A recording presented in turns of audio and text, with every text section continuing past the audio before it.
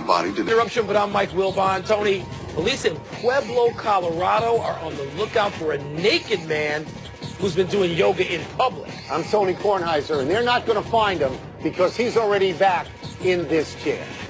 All right, nice job, except that's a fake confession. Why? Because we all know Why? It would take you 7 days to get from Pueblo, Colorado to that chair, so don't even try it. The fake confession because I've been doing Pilates. I've done I don't understand two this. sessions Who of twisted Pilates. your arm? And Who got you into this? I think that this coming Wednesday we're going to go for session 3 in Pilates, not yoga. Welcome to PTI, boys and girls. In today's episode, Paul Pierce elevates Kevin Durant. The Seahawks signed a quarterback, and Ohio State says see ya to Thad Matta. But we begin today with a second straight lopsided victory in the NBA Finals by Golden State. The Warriors scored 132 points, and they ran away from the Cavaliers as Kevin Durant, Steph Curry, and Klay Thompson combined to shoot a lights-out 28 for 51. The Warriors have yet to lose a game in 4 rounds of the playoffs. Wilbon, are you still convinced this will be a tight series as in hashtag triple overtime game 7? Tony, I'm a little less convinced. I got to be less convinced.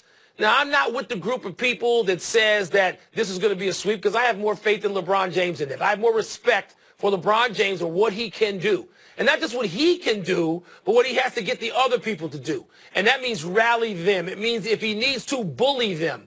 Because that's what the great players in every sport do. If their teammates aren't doing what they need to do, they get like Tom Brady and they start pointing at him and screaming at him while they're out on the field of play. So LeBron may have to do that, but Tony, they've been so great. I mean, Klay Thompson was great defensively already. And you had to hope if you're Cleveland, he didn't find his jump shot. But he found that. If you got Klay Thompson, Kevin Durant, Steph Curry going well, then they're not going to win if you can't suppress one of them. I told you this throughout the entire season. The way they shoot, if they shoot well, nobody beats them. Nobody. Not Cleveland. They just went for 132. Cleveland cannot find 132 points to beat. No, they can't. That doesn't happen. Now, look, my pushback is very simple. I watched this last year. Cleveland is in the same situation this year that they were in last year, and they won the series. I think Cleveland will win Game 3, and I think they'll win it easily, but I could be wrong about that. I just want to enter something into the dialogue here, because I think we both agree that the team that wins this is going to be considered a great team because it's third time back and forth. Yes. If Golden State were to go coming out of a 73-win season, even though they all-timer, that the discussion is then ended. It's ended at that point. Tony, I'm not going to disagree with that. Again, you know, it's interesting. LeBron could see this coming. I thought he was sort of joking or making a backhanded swipe at the Warriors when he said after beating Boston, somebody asked him, what about the Warriors? And LeBron said, you know, essentially, look, I don't want to deal with that now because they are so powerful. And I'm thinking, this is LeBron. How much of this does he really mean? He meant it. They impressed him. You're looking at it. He talked about them being different. This is 2 straight games, Mike, where it's close at the quarter and it's close at the half, and then if you like me and you nod out and you wake up in the morning, and it's 20 points. Look at the score. It's 20 points. Tony, a 40-point quarter, a 35-point quarter, and a 30-point. There's just too much firepower. Yes. They don't have that. J.R. Smith is making like no shots a game. Thank you, 0. They don't have 132. They don't. No, they don't. They don't. Even though LeBron is averaging a triple-double in these finals, Kevin Durant has made the greatest impression in the eyes of a lot of observers, including future Hall of Famer Paul Pierce. After Durant's second fabulous performance last night in Game 2, Pierce said on ABC's Countdown, quote, he's a once-in-a-lifetime generational player. He may be the best player in the world today, close quote. Tone, you're a LeBron guy. Yes. So does what Pierce is saying resonate with you? Well, I'm going to use the most important word there, which is today. And today, he may be the best player in the world because this is based on the sample size of 2 playoff games in which he has been tremendously impressive. Now, if Cleveland wins 2 in Cleveland, we're going to have a different story from Paul Pierce. And by the way, it's a little surprising to hear from Paul Pierce because he's a guy who played a lot of years. And if somebody had evaluated him based on 2 bad games in a row and said, he stinks, he can't play anymore, he'd say, hold on a second, that's not fair. So I think it's premature. But Kevin Durant has been everything you thought he would be so far. Everything. Tony, I'm going to mention something. I talked to Klay Thompson, and this was on camera last night after that game. Klay Thompson about Kevin Durant similarly.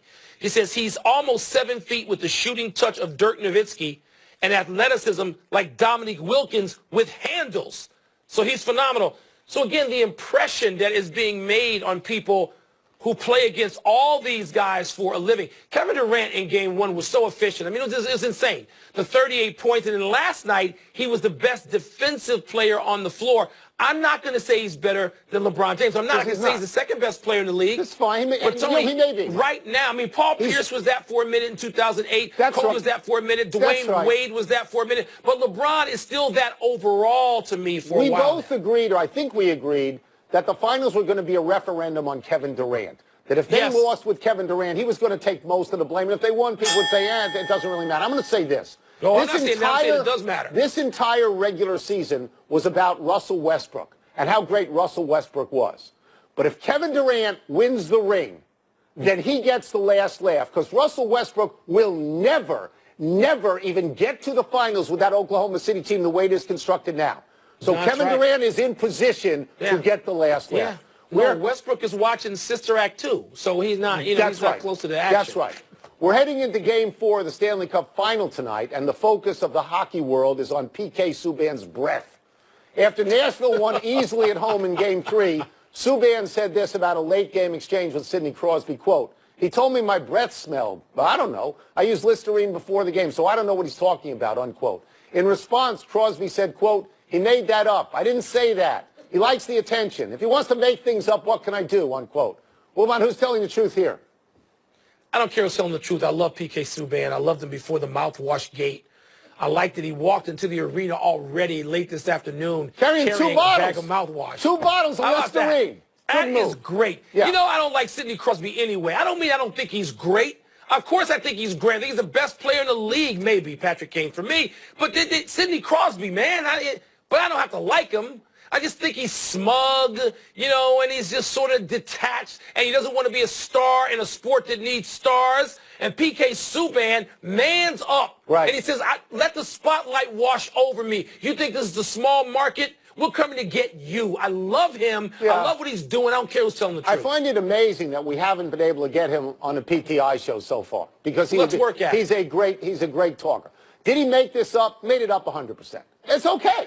I mean, it's okay. Right. He's following through. He's doing the right thing. He's taking the pressure off the goalie. And all we talked about for the first 2 games was should they start Renner or not. You know, and then they started him at home. Laviolette did the smart thing, and he won the game. He's taking the pressure off the fact that they are still down 2-1, and they don't have home field. They don't have that. He's putting the pressure on himself in a very funny thing to do, and he's totally on point on this. Love it. But he's made it all up. You know that. Don't come over to my side with the Preds. Stay with the East Coast team. That's what you want to. Stay with your boy Sid the Kid. Can I just say this? Sid the Kid is a great player and the best in hockey. And if you've got Pittsburgh on the East Coast, you need a geography lesson. I said in the East. Stay with the Eastern actually, team. You just said East Coast team. Don't come to the Central Time Zone. Said. Stay out of my time zone. Yeah.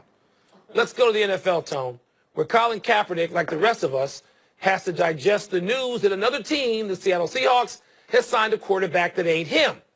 Seattle signed somebody named Austin Davis, who may as well be Austin Powers to most people. His NFL resume isn't just thin, it would blow away in any Northwest breeze. It sounded like this was coming when Pete Carroll said Kaepernick ought to be a starter somewhere, but the fact is Kaepernick can't get a job anywhere.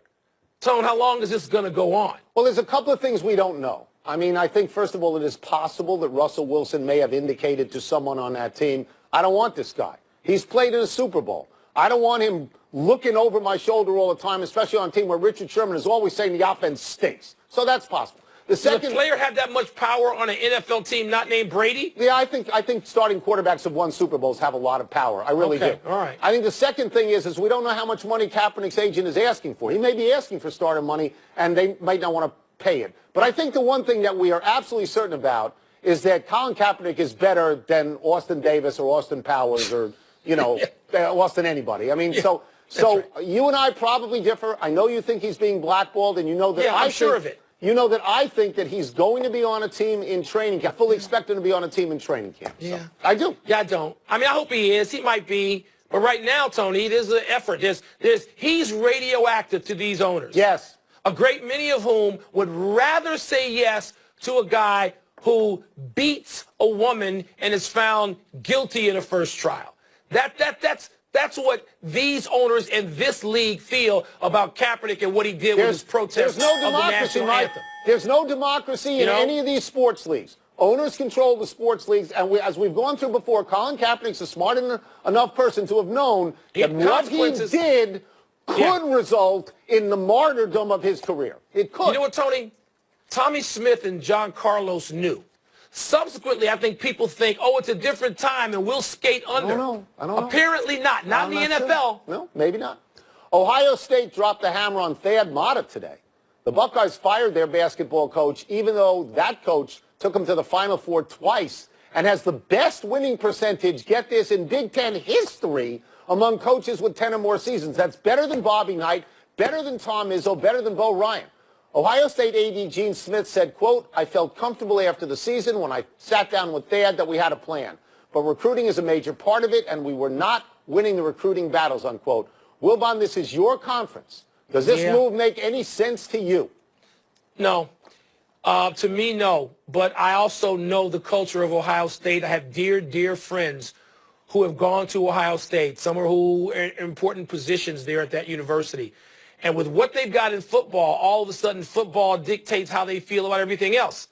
If everything else isn't sort of at least in that sort of the larger picture of rising to the point of challenging for a national championship every year, then they're a little skeptical about that particular program. And that starts with men's basketball and Thad Matta. And I know some people who were dissatisfied with him. You know, this season, they didn't make the tournament for the second straight year. To me, this is way premature. To me. I'm not surprised. I am stunned by this. I mean, this guy's got the best record in history in the Big Ten. Are you and kidding me? You know, so I'm very surprised that here's what I find very interesting. And I understand that Urban Meyer and Ohio State football is the biggest deal there. Of course it is. I mean, I get that part. Do you know that in the last year, Indiana and Ohio State have now turned over? These are big jobs. Yeah. These are big basketball jobs. Well, it shows you the pressure, Tony. The pressure to win. The pressure to win in a conference where money is generated, particularly by the You can't base this on recruiting, Mike. We both agree that with recruiting, just because some guy in a magazine says this is a great class, until you get out on the floor, you don't know that it's a great class. That's true, but if you don't get to the tournament 2 years in a row at a place like Ohio State while Urban Meyer's running the other side of the campus, it's a tough thing for them to live with, Tony. I think this is bordering on insanity. Let's take a break. When we come back, could Bryce Harper really have his sights set on joining Wilbon's Cubs? I'm going to lord this over you.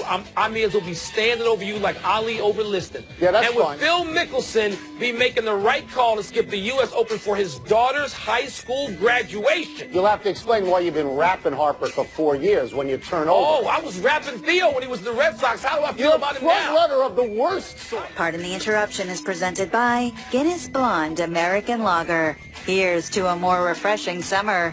Please drink responsibly. Part of Happy Hour.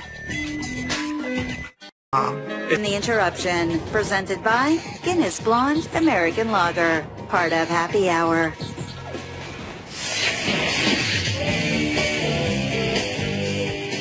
It's mail time, and today, if we read yours on the air, we will arrange for you to go on a pub crawl in Nashville with the Ryan brothers, Rex and Rob. Let me get the first one. Now, that would be something that's a lot of fun. Did Steph double dribble? No, he didn't double dribble. We're talking about the move last night where he just kept his dribble alive, looking like Curly Neal. They should have started playing Sweet Georgia Brown. And Steph goes back toward the three-point line, and his other hand touches the ball, but he doesn't dribble it with two hands. This ain't soccer. There's no, it touched his hand. It's got to be a violation. He got LeBron before. You see LeBron up right there. He's off balance, and then Steph goes to the basket, and Kevin Love is late helping. No double dribble. He actually did double dribble, and my answer to that is so what? LeBron takes 6 steps and elbows people in the throat when he goes to the basket. So what? This is the way they play. This was one of the rare moments where a little man has an advantage over a big man because he dribbles so well and he gets to the basket. Usually the exterminator is to block the shot, which LeBron did last year, but he could not do it this time. Yeah. And as an English major, I'm going to tell you, if you're looking for foreshadowing for this series, you just saw it. You think that's it? Well, last year LeBron blocked the shot, talked trash to Steph Curry in Cleveland, and Steph didn't. Cleveland had to call timeout last night, though. Peter Gammons told Chicago radio that Bryce Harper wants to play for the Cubs. Did you see that happening? Woo-hoo-hoo! If that happens, you're dead meat. If after all this time, say he's going to go to the Yankees, the I-95 East Coast Yankees, if he goes to the Cubs and he joins a lineup of Hayward and Almora and Harper in the outfield, Bryant, Baez, Harper, Happ, and Rizzo maybe in the infield, and Contreras, if he joins that lineup, they will be the 27 Yankees, and I will never, ever let you forget it. Well, what's interesting is much like with Theo Epstein, who you slammed every time you could when he was in Boston. I love him now. You have How you slammed like me now? Bryce Harper all the time. I think he'll probably go to the Yankees. Now? To me, the only reason he would go to Chicago is so that Joe Madden can't walk him 13 times in a 4-game series. Good enough. And if he goes to Chicago, he'd be better than everybody there. And you can ride the elevator with him and Schwarber to your penthouse. And you know what he could do? He'll finally glom on like all the others who joined the super team and get his ring that he can't get in Washington. Do you think his no-hitter was Edinson Volquez's career highlight? No, and I understand the context here, Tony. I get the context of when he pitched it and the emotions that well up. But when you've won a World Series, which he did with Kansas City, you know, it's interesting talking to players all the time about individual achievements versus winning. There's a whole lot of pitchers, you know, dozens of pitchers with no-hitters who would trade them for the World Series ring that Volquez has. And even in this context, I think the World Series has got to trump the no-hitter. I agree with you. I think Nolan Ryan trades 5 of his no-hitters if he gets a World Series ring or something like that, because you can celebrate the World Series with people forever, your teammates forever. And in a situation like this, you can't. But I will say this. It's a remarkable no-hitter. He threw 98 pitches. He had 10 strikeouts. That means that he went 7 or 8 times to one pitch for an out. It means nobody fouled any balls off for the entire. Yeah. That's an amazing number, 98 pitches with 10 strikeouts. Last one. Are you okay with Phil Mickelson's plan to skip the U.S. Open to see his daughter's high school graduation? I'm okay with it because Phil Mickelson's a dad, and whatever he decides to do when it comes to a child's high school graduation, nobody should be foolish enough to object to this. I find it admirable. I started immediately thinking, would I do this? I mean, I missed my son's confirmation last year. You wouldn't if the Cubs were playing. Because I was covering the finals or something. No, you wouldn't do it. No, we know you. But I would go. I would go. High school graduation, I think you have to go. It's Thursday, Tony, the first day of the U.S. Open. Phil's not practicing, apparently. He's going to skip it. It's a story, Mike. It's a story because he's going to be 47 years old on the final day of the tournament. He's never won the U.S. Open. He's won everything else. I asked my golfer's son about this, and he said, Erin Hills is so long, and there's so much fescue there that, Phil, if you're off the fairway, it's a very tough tournament to win. Next year, Phil is in Shinnecock, where he finished 2nd and 4th in the U.S. Open. It's a better shot, and he's being a very good dad. He is. Well, the lucky guy is Bones. It's so far there, as you know, since we played it, from green to tee. Enough emails. Bones, you have to walk like 9.5 miles. Let's take one last break. Still to come, Hank Williams returns to Monday Night Football. So what? And the Astros have won 10 in a row. Are they getting the praise they deserve? Well, it was good that you dismissed that. Dismissed old Hank in that one. That was really good. You know, praise for Harper, who's going to... We've been brewing beer since the 1700s. So it's with over 250 years of wisdom, we remind you to enjoy responsibly. You ever feel like you're spinning? Like you're stuck in the same place in life? Just going round and round and round? Yeah, man.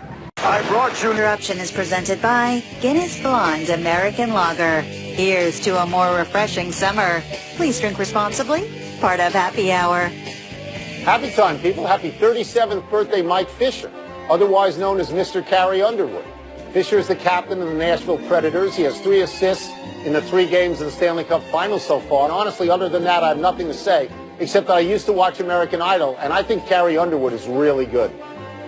She's great, Tony. By the way, you think Nashville's going to tie this baby up at 2-2 with the Penguins? No. How about you? What a shock. Yes, I do. Happy anniversary, Paul Pierce. On this day 9 years ago, in Game 1 of the NBA Finals, you were wheeled off to the locker room in complete agony with an apparent knee injury, only to come back and lead the Celtics to beat the Lakers. The Celtics eventually won it all, and Pierce was the Finals MVP. And for that very short time, Paul Pierce was the best player in the world, and never again it comes and goes. You mean never again? How many guys get that distinction? Kobe for a while, Dwayne Wade, I thought when they won, Paul Pierce. Come on now, don't try to take that away from him. What do you mean never again? I'm taking it away from him. I just said he got it. Happy trails to the Rangers. Texas was beaten and swept by the Astros yesterday, 7-2, to fall 15 full out of first place. The story here is the Astros. They've won 10 straight. They have the best record in baseball by miles. They're 41-16, and other than Correa and Altuve, you can't name another guy on the team. Dallas Keuchel and George Springer. Come on.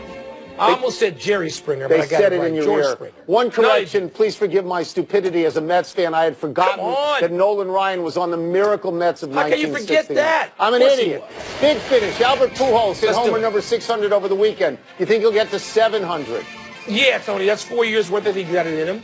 Hank Williams Jr.'s song will return to Monday Night Football. Is that a big deal to you? It's nostalgic. A lot of people like it. It's fine to have. Lonzo Ball, who I know you love, says he designed his shoes in 3 to 4 hours. What do you make of that?